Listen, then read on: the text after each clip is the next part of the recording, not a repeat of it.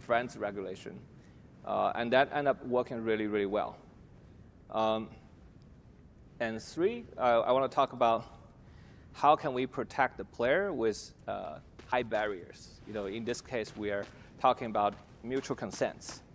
So chat moderation, like I'm quoting my coworker Tim here, he said, chat moderation is important, but ultimately it's the ambulance at the bottom of the cliff. You want to prevent the people from jumping, not just collecting a wounded person. So in Sky, we try to implement the consent at every step of the social interactions, from the early stage of people just chatting with each other without knowing each other, right? So in this case, you have a video here. People were talking. And you don't even know what they look like. You're not judging them based on the appearance. You can just have a people-to-people conversation. And even to review the appearance, you have to agree to cross the candles to review them. So this really protects you from having this weird typecasting or bias towards each other. And you really have to earn the friendship, like in real life. Like sometimes, like you like somebody, but they don't like you, right? So here's the kind of real vivid situation when a player finally get the friendship. They are so thankful. They feel like they've earned it. And so they actually care about the relationship. And then that's just the beginning of forming the friendship. But then every step going forward, building the trust and unlock more intimate abilities like hugging, holding hands, and a free chat. They all require mutual consent. So if you're being an annoying person or harassing person, then the other person doesn't have to take it. So early on, if you have not unlocked chat, all the messages are masked. You really have to work your way up to build the trust, and eventually to really unlock chatting. That's very kind of counterintuitive for an online game, because everybody was thinking, oh, yeah, this is online, so you should have chat right away. You should be able to invite your friends and start to have very close chat. But we are designing it for introverts. Introverts don't have many friends, so it's more likely they are going to make new friends.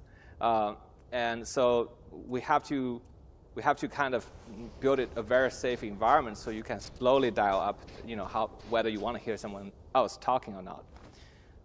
And in Sky, we created these different tiers of interactions that is, become more intimate over time. But many people would never go to the second or third tier. Yeah, so first tier is chat, second tier is warp. Like warp could be seen as stalking, so like that's ability you really want to think if you want to give to a friend or not.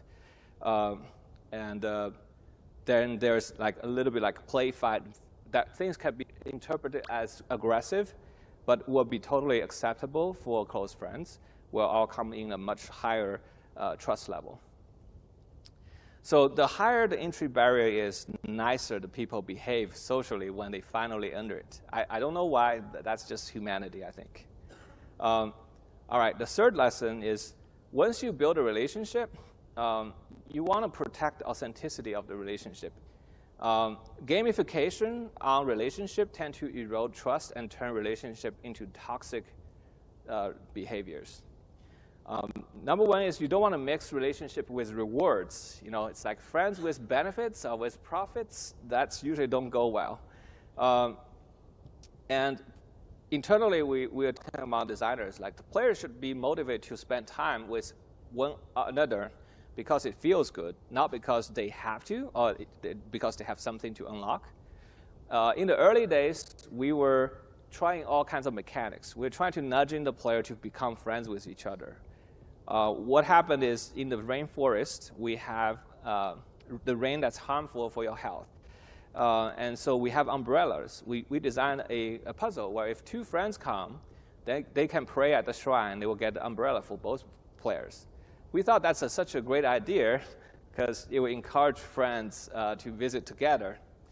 But what happened is two strangers will come to the shrine. They both want the umbrella. So they added each other. They become friends right there. They get the umbrella, and they break apart. And the next morning, they log online. Who is this person? They forgot. They forgot this person even existed. And then they told me they feel disgusted looking at their friend list, not knowing who are these people. And that was like one of the rare things. What everybody from the playtest told me, like, we don't want this.